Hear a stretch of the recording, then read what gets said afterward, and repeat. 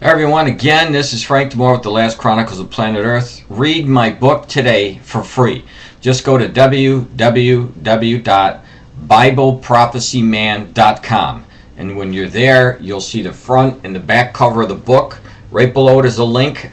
Click to the link and it will allow you to download the book for free. And if this is the first time here, you may not know it, but this book is updated. I keep it updated. And the newest edition would be March 18th of 2011. Now we're talking about Jerusalem. We're talking about the prophecy in Zechariah 12:3, where it talks about Israel being isolated in the last days and all the world, the nations coming against Israel and Jerusalem in the last days. And obviously we're seeing this prophecy being set up as Israel is being isolated by nation after nation. And I've been posting all kinds of information about the different nations who are now recognizing the Palestinian state, moving away from Israel. And in relation to what's happening in Israel, you know that in my previous video there was 124, over 124 now, rockets and mortars being sent into the Israelis, trying to kill the Israelis by the factions of the Palestinians. And then today there was a bomb that was set next to a bus stop that killed and injured a lot of the Israelis, and other rockets that were sent in that Benjamin Netanyahu had to address again today. But there was other issues that shows you the problem of Jerusalem, just like Zechariah 12:3 said. Now let me give this news from AP. It says, a wide patch of the steep hillside overlooking Jerusalem's old city holds row after row of graves. Biblical prophets, revered rabbis, and prime minister are buried there. Yet many of the tombstones have been smashed, littered, and strewn around, and tattered donkeys, who are actually the donkeys that they're bringing in, they're crapping all over the place and crapping on the tombstones and whatnot. And this is what the AP is telling us is happening there. It says the ancient cemetery is just one point of contention in the struggle for control, get this, control of Jerusalem. An explosive issue in decades of Israeli-Palestinian peace efforts. Israelis and American Jewish leaders are demanding that the Israeli government increase protection to ensure that their buried on the Mount of Olives can rest in peace. Now, it's really interesting because the article goes on to say that the cemetery is believed to hold the graves of the biblical prophets Haggai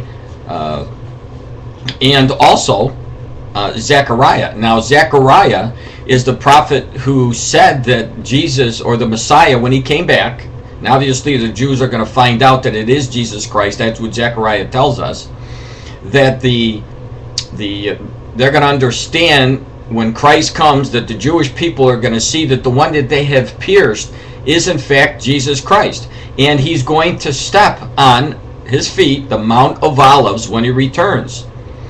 And so you see that the Palestinians don't like anything that has to do with the Jewish people being on what they consider their land in Jerusalem.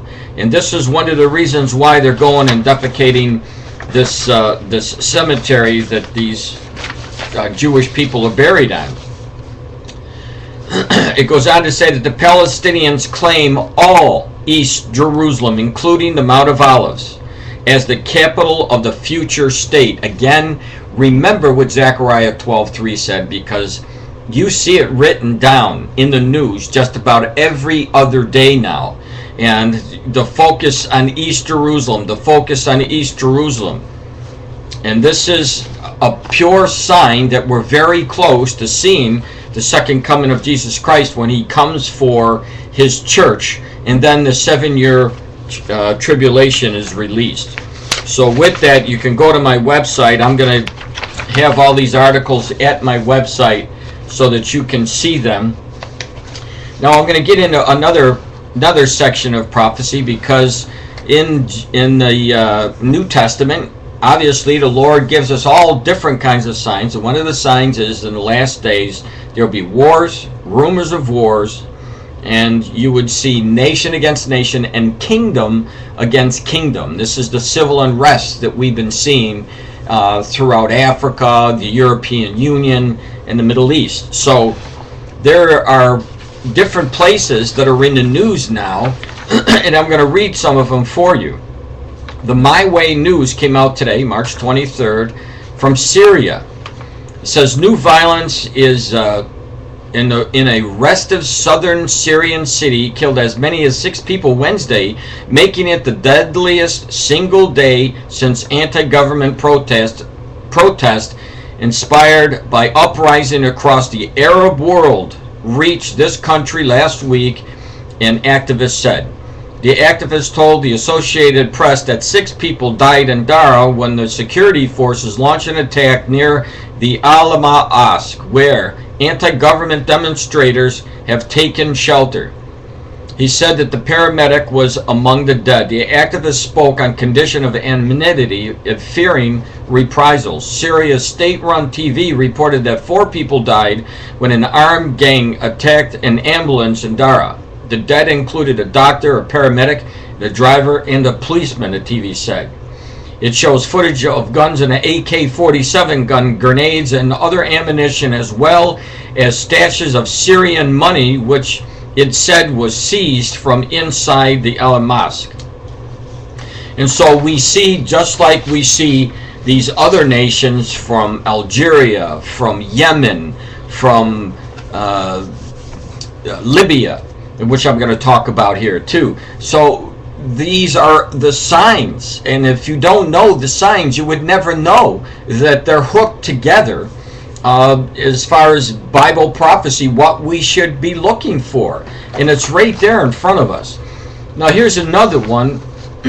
More news today about Syria. It says the IDF, this is the headline, IDF, Syria may provoke Israel to distract from domestic violence. Now this is a warning, a possible scenario that Syria may use an attack against Israel to deflect what's actually happening in their own country, to stop the movement, what's going on there, so people focus again on Israel. And remember, Syria is a nation that's going to be destroyed. Syria is mentioned in Zechariah chapter 24, verses 24 through 27. And also we see it in Isaiah chapter 17, verse 1, where Damascus is going to be completely destroyed and Syria is going to be destroyed as well. And in the Psalm, we believe this is going to take place. It hasn't taken place yet in Psalm 83. So it says the Israeli Defense Forces is readying for possibility that Syria might create a provocation along the northern border to divert attention from the growing protest against President Bashar al-Assad's regime. Nevertheless, the defense establishment views this unlikely.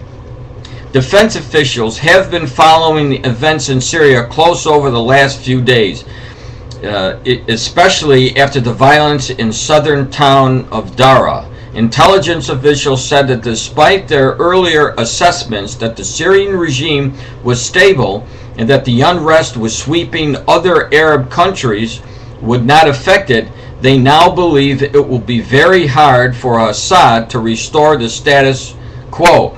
In other words, things aren't like they used to be. The whole entire Middle East is in upheaval right now, and it's now affecting a nation that they thought it wasn't going to affect. And it doesn't surprise me at all.